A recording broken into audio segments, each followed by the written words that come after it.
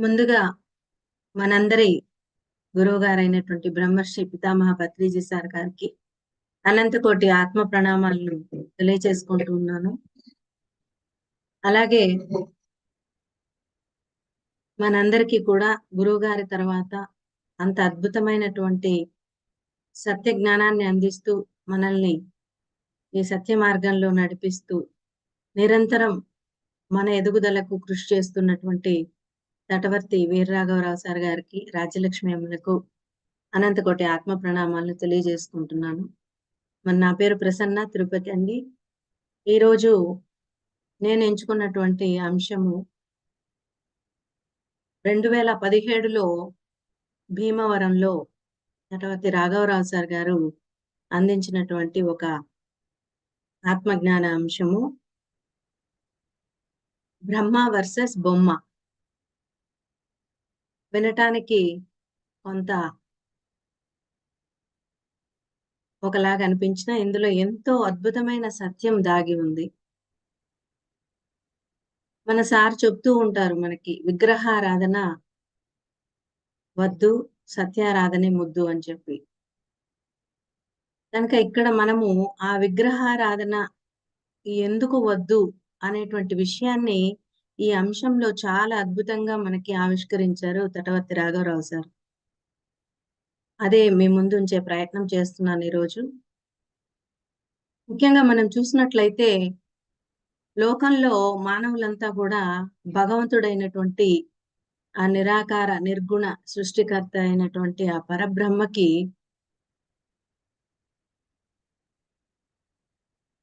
విగ్రహ రూపంలో ఉన్న దేవుడు అనుకుంటున్న బొమ్మకి తేడా తెలియకుండా బొమ్మే బ్రహ్మ అనుకుంటూ బోల్తా పడుతూ ఉన్నారు. కానీ బొమ్మ బొమ్మే, బ్రహ్మ బ్రహ్మే. బొమ్మ ఎప్పటికీ కూడా బ్రహ్మ కాలేదు.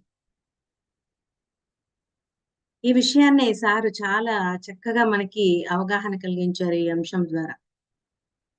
ఎందుకంటే చూసామంటే ఇప్పుడు ధ్యాన మార్గంలో రాని వారి కథ అలా ఉంచినా, ధ్యాన మార్గంలోకి వచ్చి కూడా సత్యారాధనను సరి అయిన విధంగా తెలుసుకోక ఇంకా విగ్రహారాధనని వదలని వారు ఎందరో ఉన్నారు. అటువంటి వారందరికీ కూడా ఈ అంశము చక్కగా మనము విశదీకరించినప్పుడు వాళ్ళకి అవగాహన కలిగి చక్కగా సత్యారాధనలోకి వాళ్ళు రాగలుగుతారనమాట. కాబట్టి ఈ అంశాన్ని నేను కూడా చాలా చోట్ల ఒకరిద్దరికి నేను చెప్పడం జరిగింది. వాళ్ళందరూ కూడా సత్యాన్ని అర్థం చేసుకొని మారడం జరిగింది. సో ఆ అంశాన్ని మీ ముందుంచే ప్రయత్నం చేస్తున్నాను ఈరోజు. బొమ్మను సృష్టించిన వాడు మానవుడు. మరి మానవుడిని సృష్టించిన వాడు బ్రహ్మ. తాను సృష్టించిన దానికంటే కూడా తనను సృష్టించిన వాడే గొప్పవాడు. అంతే కదా. మానవుడు కనీసం బొమ్మనైనా సృష్టించగలిగాడు. మరి బొమ్మ దేన్ని కూడా సృష్టించలేదు. అది ఏమి కూడా చేయలేదు. అది ఒక అందమైన ఆకారం మాత్రమే. సృష్టి చేయబడిన దానికంటే సృష్టి చేసిన వాడే గొప్పవాడు. కాబట్టి మానవుడు ఇంకా గొప్పవాడు కావాలి అంటే తనను సృష్టించినటువంటి ఆ బ్రహ్మను ఆశ్రయించాలి. అప్పుడే తాను కూడా బ్రహ్మలాగా సృష్టికర్త కాగలుగుతాడు. బ్రహ్మతో పాటు సహ సృష్టికర్తగా మారిపోతాడు. నేను మానవుడిని కాదు, మాధవుడిని అని తెలుసుకోగలుగుతాడు. ఈ విషయమే ఉపనిషత్తుల్లో కూడా చెప్పబడింది. శాంతి మంత్రంలో ఏమని? ఓం పూర్ణమద పూర్ణమిదం పూర్ణాత్ పూర్ణముదిచ్యతే పూర్ణస్య పూర్ణమాదాయ పూర్ణమేవావశిష్యతే. దీని యొక్క తాత్పర్యం ఏమిటంటే, విశ్వాత్మ నుండి విడివడినటువంటి అంశాత్మ బ్రహ్మాన్ని ఆశ్రయించటం వల్ల పొందినటువంటి జ్ఞానంతో పూర్ణత్వాన్ని సాధించినటువంటి పక్షంలో పూర్ణమైన బ్రహ్మగా వసిస్తుంది అనేసి దీని యొక్క అంతరార్థం. అంటే పూర్ణాత్మగా తయారవుతుంది, సహ సృష్టికర్తగా మారుతుంది అని ఉపనిషత్తుల్లో ఈ శాంతి మంత్రం ద్వారా చెప్పబడింది. కనుక ఎవరైతే బ్రహ్మను ఆశ్రయిస్తారో, వారు బ్రహ్మంగా మారిపోతారు. మరి బొమ్మను ఆశ్రయిస్తే బొమ్మలాగే ఏమీ చేయలేని వాడవుతాడు. ఎందుకంటే శక్తిహీనుడైపోతాడు.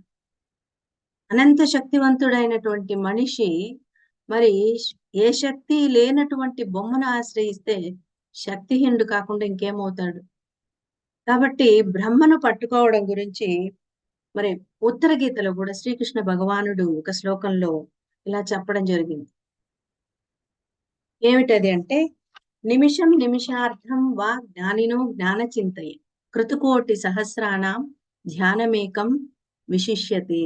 అంటే నిమిషం కానీ అర్ధ నిమిషం కానీ ఎవరైతే బ్రహ్మ మీద దృష్టి ఉంచుతారో, అంటే ధ్యానం చేస్తారో, వారికి 1000 కోట్ల క్రతువులు అంటే యాగాలు చేసినంత ఫలితం కలుగుతుందండి. మరి మనందరం కూడా పూర్వజన్మ సుకృతం వల్లనో మరేమిటో ఈ అద్భుతమైనటువంటి సత్యాన్ని, ఆత్మజ్ఞానాన్ని మరి పత్రిసార్ తర్వాత అంత గొప్పగా మరి రాఘవరావు సారు, రాజలక్ష్మి అమ్మ మనకు నిరంతరం బోధించడం వలన మనం అర్థం చేసుకొని ఆ సత్యమైన బ్రహ్మను పట్టుకునే సాధన ప్రతిరోజు అనునిత్యము చేసుకుంటూ ఉన్నాం. సత్యారాధన చేస్తూ ఉన్నాం. కానీ లోకంలో చూస్తే మానవులంతా కూడా భగవంతుడైనటువంటి బ్రహ్మను వదిలి బొమ్మనే పట్టుకుంటూ ఉన్నారు. అంటే విగ్రహారాధనే చేస్తూ ఉన్నారు. వాళ్ళంతా కూడా సత్యాన్ని వదిలి అసత్యాన్ని ఆశ్రయించారు. మరి బ్రహ్మ సత్యము, బ్రహ్మ తప్ప ఇంకేదైనా కూడా అసత్యమే అని తెలుసుకోలేకుండా ఉన్నారు. మరి అసత్యం అంటే అశాశ్వతమైనది. అశాశ్వతమైన వాటిని ఆశ్రయించిన వాడు అశాంతితోనే జీవిస్తాడు. కారణం అశాశ్వతమైనవి దొరికినప్పుడు, లభించినప్పుడు సంబరంగాను, సంతోషంగాను ఉంటుంది. కానీ అది పోయేటప్పుడు దుఃఖాన్ని మిగులుస్తుంది. అంచేత బ్రహ్మను ఆశ్రయించిన వాడు దుఃఖపడడు. బొమ్మను ఆశ్రయించిన వాడు దుఃఖపడతాడు. అయినా కూడా ఈ లోకంలో అందరూ బొమ్మనే ఆశ్రయిస్తున్నారు. ఎందువల్ల? అనేటువంటి విషయాన్ని మరి మనము ఈరోజు కాస్త విశ్లేషించుకుందాం. ఈ విధంగా బొమ్మను ఆశ్రయించేవారు అంటే విగ్రహారాధన చేసేవారు, అలాగే ధ్యాన మార్గంలో వచ్చి కూడా ఇంకా సంశయిస్తూ ఉంటారు. కొంతమంది విగ్రహారాధనను వదిలిపెట్టడానికి సంశయిస్తూ ఉంటారు. అటువంటి వారికి ఈ సత్యాన్ని విడమర్చి కారణాలతో వివరించి చెప్పగలిగితే వాళ్ళలో తప్పకుండా మార్పు అనేది కలుగుతుందండి.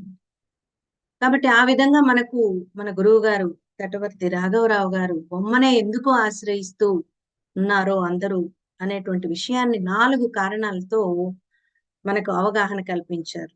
వీటిని మనం అర్థం చేసుకుని అవగాహనతో విగ్రహారాధనను మాని సత్యారాధనను చక్కగా మనము అనుష్ఠించి ఆత్మోన్నతిని పొందగలగాలి. కాబట్టి ఇక్కడ మనం చూసినట్లయితే ఎందుచేత మానవులంతా బొమ్మనే ఆశ్రయిస్తున్నారు. దీనికి 4 కారణాలను మనము వివరంగా తెలుసుకుందాం. మొట్టమొదటిది పూర్వం నుండి ఆచారంగా వస్తుండటం వలన.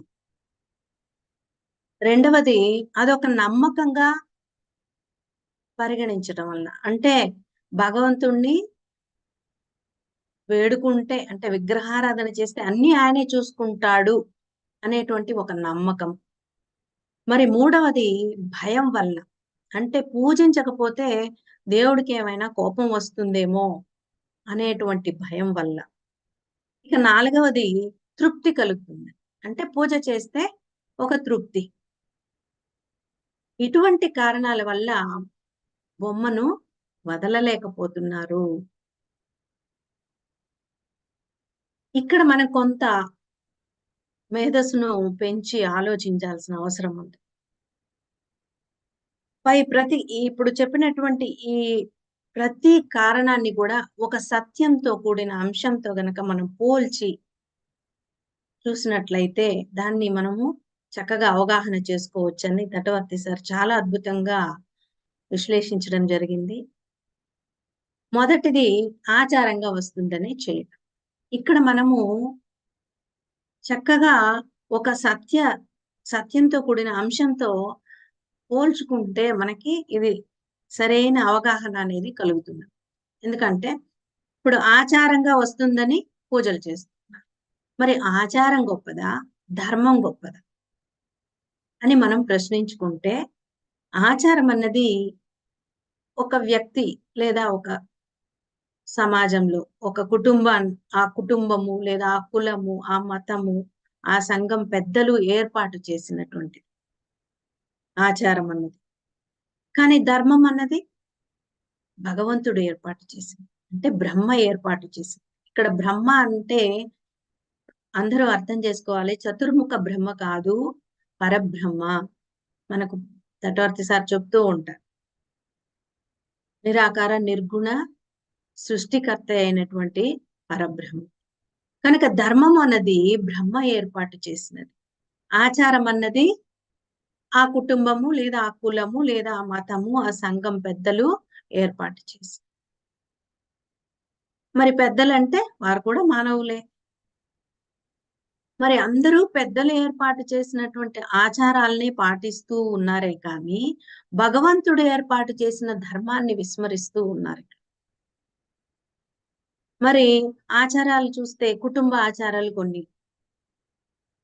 ఫర్ ఎగ్జాంపుల్ పెళ్లి, తద్దినము, ఉపనయనము, నోములు, వ్రతాలు ఇలాంటివన్నీ ఒక్కొక్క కుటుంబానికి కొన్ని ఆచారాలుంటాయి. అలాగే కుల ఆచారాలు తీసుకుంటే బ్రాహ్మణుల్లో ఉపనయనం అనేది చేస్తూ ఉంటారు. మరి ఆయా కుల దేవతల ఆరాధనలు చేస్తూ ఉంటారు. ఇవన్నీ ఆచారంగా చేస్తూ వస్తూ ఉంటారు. అలాగే మతపరమైన ఆచారాలు హిందువులు గుడికి వెళ్ళటం, ముస్లింలు మసీదుకు వెళ్ళటం, ఇక క్రిస్టియన్లు చర్చికి వెళ్ళటం, ఆ రకమైనటువంటి ఆచారాలు. మరి ప్రాంతం వారి ఆచారాలు ఎలా ఉంటాయంటే కట్టు, బొట్టు ఇలాంటివన్నీ.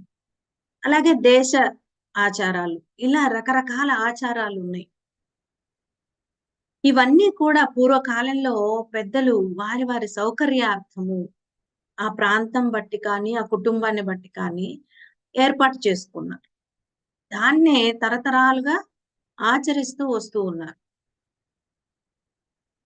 కానీ ఆ సృష్టికర్త బ్రహ్మ ఆయన కూడా సృష్టి చేసేటప్పుడు కొన్ని ధర్మాలు ఏర్పాటు చేశారు. కానీ లోకంలో అందరూ కూడా ఆ పెద్దలు ఏర్పాటు చేసిన ఆచారాలకే ప్రాముఖ్యత ఇచ్చారు కానీ, బ్రహ్మ ఏర్పాటు చేసినటువంటి ధర్మాలను విస్మరించారు. విస్మరించారు అంటే ఇక్కడ వారికి సరియైన అవగాహన కల్పించే గురువులు లేరు. ఆచారాల్ని పట్టుకొని పెద్దల మాటలు విని ఆచారాలు పట్టుకున్నారే గాని, గురువులకు దగ్గరికి వెళ్లి మరి భగవంతుని ధర్మాలను తెలుసుకునే ప్రయత్నము ఎవరు చేయటం లేదు. కానీ మనకి ఎన్నో జన్మల పూర్వ జన్మల సుకృతంగా మనకి పత్రిజీ గాని, మరి తటవర్తి దంపతులు కానీ మనకి ఉండటం వల్ల మనం ఇవన్నీ తెలుసుకుంటూ మరి ఆచారాలు పాటించకపోతే ఏం చెప్తారు? కుటుంబ ఆచారాన్ని మంట కలిపేశాడు అని అంటారు. కాబట్టి ఏం చేస్తారంటే పెద్దలకు భయపడి ఆచరిస్తూ ఉంటారు. ఫర్ ఎగ్జాంపుల్ హిందువుల్లో బొట్టు పెట్టుకోవడం ఒక ఆచారం. ముస్లిముల్లో బురకా వేసుకోవడం ఆచారం. క్రిస్టియన్‌లు అయితే బొట్టు పెట్టుకోకూడదు. ఇవి గనక మార్చారనుకోండి పెద్దలు ఒప్పుకోరు. అలాగే కులాంతర వివాహాలు ఇలాంటివన్నీ కూడా. కానీ ఈ ఆచారాలు కూడా కాలానుగుణంగా మారుతూ ఉంది. అంతే కదండీ! కాలాన్ని బట్టి ఇవన్నీ కూడా మారుతూ ఉంది. ఎంతో మార్పొచ్చింది. పూర్వకాలంలో ఆచారాలకి, ఇప్పటి ఆచారాలకి చాలా తేడా. కానీ భగవంతుడు ఏర్పాటు చేసిన ధర్మాలు ఎప్పటికీ మారదు. ఇది గమనించాలి మనం. ఆచారాలు ఒక్కొక్క కుటుంబాన్ని బట్టి, ఒక్కో కులాన్ని బట్టి, ఒక్కో మతాన్ని బట్టి, ఒక్కో ప్రాంతాన్ని బట్టి మారుతూ ఉంటుంది. కానీ బ్రహ్మ ఏర్పరిచిన ధర్మాలు ఎక్కడైనా, ఎప్పుడైనా అందరికీ ఒక్కటే ఉంటుంది. కనుక మనం ఇక్కడ గుర్తించాల్సింది ఏంటి అంటే, మారేది గొప్ప కాదు.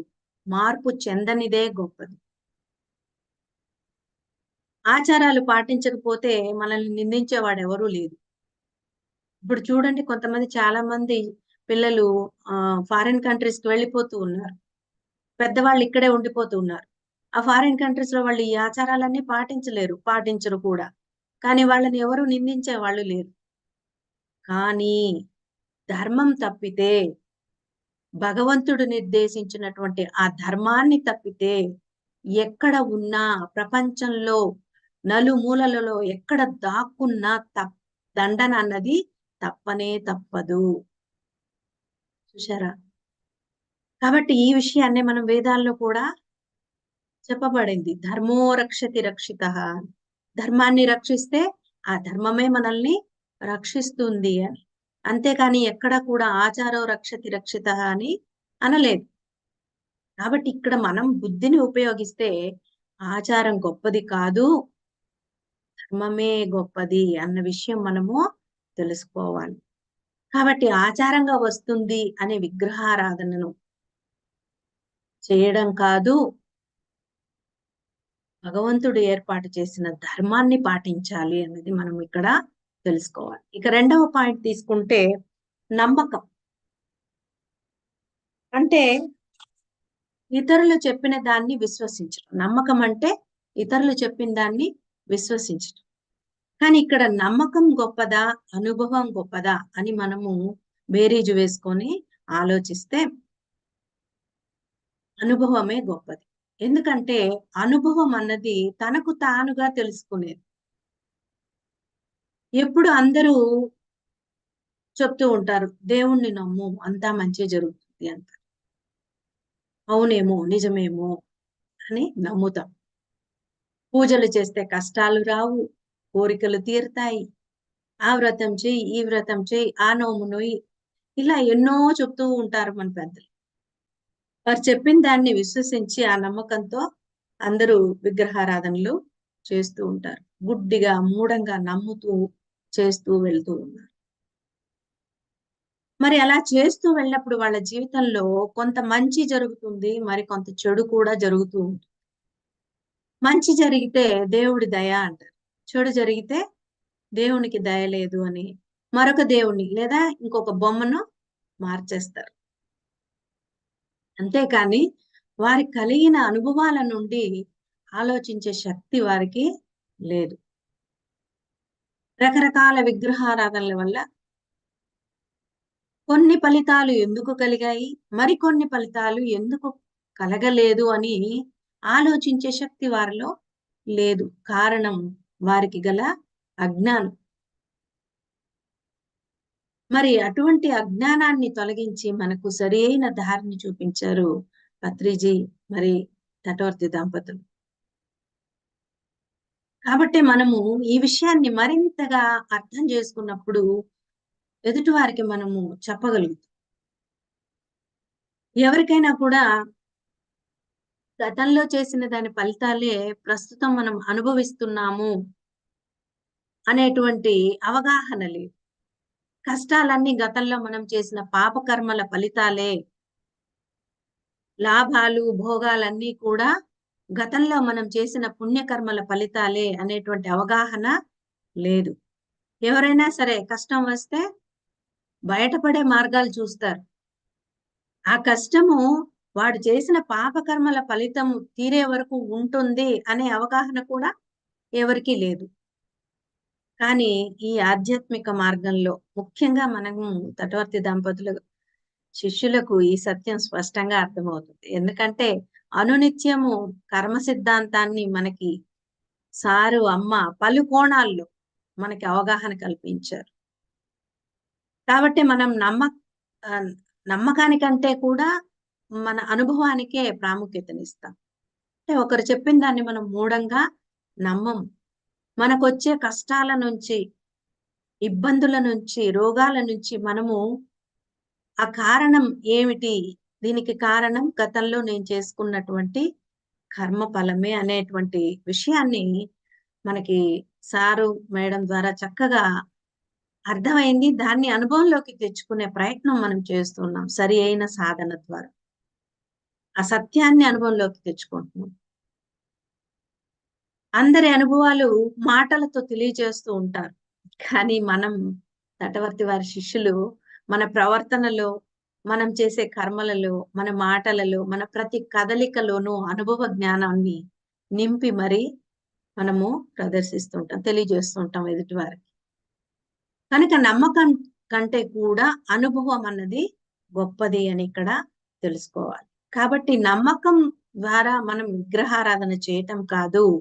సత్యారాధన ద్వారా అనుభవ జ్ఞానాన్ని పొంది, కర్మ సిద్ధాంతాన్ని అవగాహన చేసుకొని, మన కష్టాలకి, మన నష్టాలకి, మన అనారోగ్యానికి, మన దుఃఖానికి కారణం మనమే అనే విషయాన్ని అవగాహన చేసుకోవాలి. మరి మూడవ విషయం తీసుకుంటే భయం. ఇక్కడ దేవుని పట్ల భయం. మనము ఒక సత్యమైన అంశాన్ని ఇక్కడ ప్రస్తావిస్తే, దేవుని పట్ల భయం కలిగి ఉండాలా? లేక పాపకర్మలు చేయటానికి భయపడాలా? ఈ రెండిటిని మనం ఈ రోజు బేరీజు వేసుకుందాం ఇక్కడ. లోకంలో చూస్తే అందరూ గూడా బొమ్మను వదిలి, అంటే భగవంతుణ్ణి వదిలేసినట్టుగా వాళ్ళు భావిస్తారు. బొమ్మను వదిలేస్తే భగవంతుని వదిలేసినట్టుగా. అంటే అలా వదిలేస్తే మరి భగవంతుడికి కోపం వస్తుందేమో, ఆయన ఆగ్రహానికి గురి కావాల్సి వస్తుందేమో, మరి అది అరిష్టమేమో అని భయం కలుగుతూ ఉంటుంది అందరికి. చివరికి మన ధ్యాన మార్గంలో కూడా చాలా మంది ఇక్కడే అక్కడ స్ట్రక్ అయిపోతూ ఉన్నారు. వారిలో ఇంకా ఇలాంటి భయాలు చాలా ఉన్నాయి. మనం ధ్యానం చేసుకుందాము, అలాగే విగ్రహారాధన కూడా చేసుకుందాంలే. ఎందుకంటే చేయకపోతే అది ఆచారంగా వస్తుంది కదా! మరి చెయ్యకపోతే భగవంతుడేమైనా కోపం వస్తుందేమో ఆయనకి, అరిష్టమేమో, లేకపోతే ఇంట్లో పూజలు చేయకపోతే అనేటువంటిది, మళ్ళీ పాజిటివ్ వైబ్రేషన్స్ ఉండదేమో, ఇదొకటి కొత్తగా అనుకుంటూ ఉంటారు అందరూ. మరి భగవంతునికి రాగద్వేషాలనేవి లేవండి. ఆయనకి ఎవరి మీద అభిమానం కానీ, ద్వేషం కానీ ఉండదు. అంటే పూజించారని ఒక రకంగా, పూజించలేదని మరొక రకంగా ఆయన మన పట్ల ప్రవర్తించడు. సార్ చెప్తూ ఉంటారు. ఒక కొబ్బరికాయ కొట్టిన వాడిని ఒక రకంగా, 10 కొబ్బరికాయలు కొట్టిన వాడిని మరో రకంగా ఆయన చూడడు. కనుక భగవంతుడికి భయపడవలసిన పని లేదు. పూజించనందుకు భయపడవలసిన పనే లేదు అని మనము గట్టిగా నమ్మాలిక్కడ. మరి నిజంగా దేనికి భయపడాలి? పాపాలు చేయటానికి భయపడాలి. కారణము, బొమ్మను పూజించకపోయినా వచ్చే నష్టమేమీ లేదు. కానీ పాపాలు చేస్తే అన్నీ కష్టాలే, అన్నీ నష్టాలే. కారణం ఎందుకు అంటే, పాపాలు చేసిన వాడు పాప ఫలితం అనుభవించే తీరాలి. అందుచేత మనం భగవంతునికి భయపడవలసిన పని లేదు. ఆయన సాక్షిభూతుడుగా ఉంటాడు. ఎవరు ఏం చేసినా సాక్షిగా గమనిస్తూ ఉంటాడు. ఎవరి జీవితాల్లోనూ ఆయన వేలు పెట్టడు. కానీ ఆయన ఈ సృష్టి ఏర్పాటు చేసినప్పుడే ఆయన కొన్ని నియమాలు, సిద్ధాంతాలు ఏర్పాటు చేయడం జరిగింది. ఏదైనా జరిగితే ఆ నియమానుసారం, ఆ సిద్ధాంతాల అనుసారం, అంటే పుణ్యం చేసిన వాడికి భోగము, పాపం చేసిన వాడికి దుఃఖము ఆటోమేటిక్‌గా కలుగుతూ ఉంటుంది కర్మ సిద్ధాంతం ద్వారా. కాబట్టి ఇక్కడ బొమ్మను పూజించాడా లేదా అన్న ప్రస్తావనే ఉండదు. కనుక బొమ్మను వదలటానికి మనం భయపడవలసిన పని లేదు. మనకేదైనా కొంత మంచి జరిగినా అది మనం గతంలో చేసిన మంచి కర్మల వల్లనే. అంతేకాని పూజలు, వ్రతాల వల్ల కాదు అని మనము తెలుసుకోవాలి. అందుకే సత్యంలో జీవించే వారెవ్వరికి కూడా భయం ఉండదండి. అపజయం ఉండదు.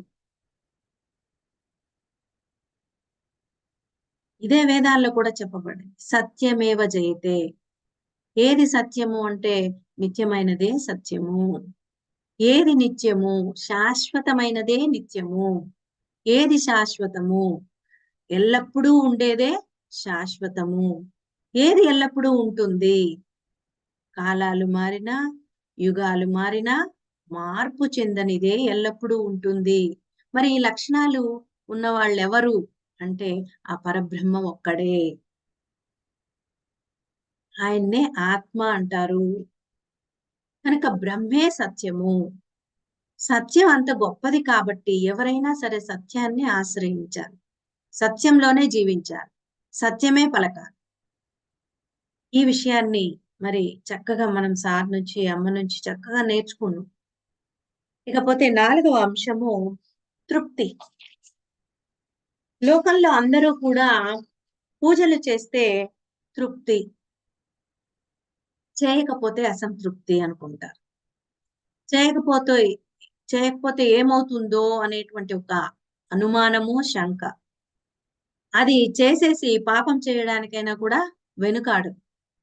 చేసే పాపాలకు ప్రాయశ్చిత్తం అనుకుని పూజలు చేసి తృప్తి చెందుతూ ఉంటారు. అంటే చేసే పాపాలకు ప్రాయశ్చిత్తం పూజలు చేసేస్తూ ఉంటారు. అంటే పూజలు చేసేసి తృప్తి చెందుతూ ఉంటారు. నా పాపం పోయింది అని. చేసే పని తృప్తి కోసం కాదు, ముక్తి కోసం చేయాలి అని సార్ చెప్పారిక్కడ. ముక్తి అంటే శాశ్వత దుఃఖ నివృత్తి. విడుదల. దేని నుంచి విడుదల? దుఃఖం నుంచి విడుదల. శాంతి నుంచి విడుదల. రోగాల నుంచి విడుదల. బాధల నుంచి విడుదల. కాబట్టి మనం చేసే పని తృప్తి కోసం కాదు, ముక్తి కోసం చేయాలి. అంతేకాదు సుఖభోగాల నుండి కూడా విడుదల. అంటే త్రిగుణాలకు అతీతంగా నిర్గుణ స్థితిని పొందటమే ముక్తి అంటే. మరి ముక్తి కావాలంటే మనము బొమ్మను కాదు ఆశ్రయించవలసింది. బ్రహ్మను పట్టుకోవాలి. బొమ్మను పట్టుకుంటే తృప్తే వస్తుంది. కొందరు చక్కగా ఆ విగ్రహాలకు అలంకరించి తృప్తి పడతారు. కొందరు నైవేద్యాలు, మొక్కుబడులు ఇలా రకరకాలుగా చేస్తూ తృప్తి చెందుతారే కానీ ముక్తి గురించిన ఆలోచన ఎవరికీ ఉండదు. కానీ బొమ్మను పట్టుకున్న వాళ్ళంతా తృప్తితో దేహాన్ని వదులుతారు. మళ్ళీ మళ్ళీ కొత్త దేహాలు తీసుకోవలసిన అవసరం ఉంటుంది. మళ్ళీ భూమి మీదకి వస్తూ ఉంటారు. పునరపి జననం, పునరపి మరణం అనుకుంటూ వస్తూ పోతూ ఉంటారే కానీ ముక్తి పొందలేరు. కానీ బ్రహ్మను పట్టుకున్నవారు అంటే సరియైన ధ్యాన సాధన ద్వారా వారిలోని ఆ అంతరాత్మను చేరుకున్నవారు, వారి లోపలున్న పరబ్రహ్మను చేరుకున్నవారు ముక్తిని పొందుతారు. దానికి ఉదాహరణ రమణ మహర్షి, రాఘవేంద్ర స్వామి, షిరిడి సాయి చెప్పొచ్చు, బుద్ధుడు, ఆది శంకరాచార్యులు వీరందరూ కూడా బ్రహ్మను పట్టుకుని ముక్తి పొందిన వారే. కనుక మనం అందరం కూడా మార్గంలోని బ్రహ్మను పట్టుకునే సాధననే ప్రతినిత్యము బ్రహ్మ ముహూర్తంలో చేసుకుంటూ ఈ విధంగా మనందరి జీవితాల్లో కూడా సత్య జ్ఞానాన్ని స్థితం చేయటానికి అహర్నిశలు కృషి చేస్తున్నటువంటి తటవర్తి రాఘవరావు సారు, రాజ్యలక్ష్మి మేడం గారు ఇద్దరికి కూడా అమ్మకి నా కృతజ్ఞతలు తెలియజేసుకుంటూ ఈ అవకాశం కల్పించిన మీ అందరికీ కూడా పేరు పేరున నా ధన్యవాదాలు తెలియజేసుకుంటున్నాను. Thank you very much.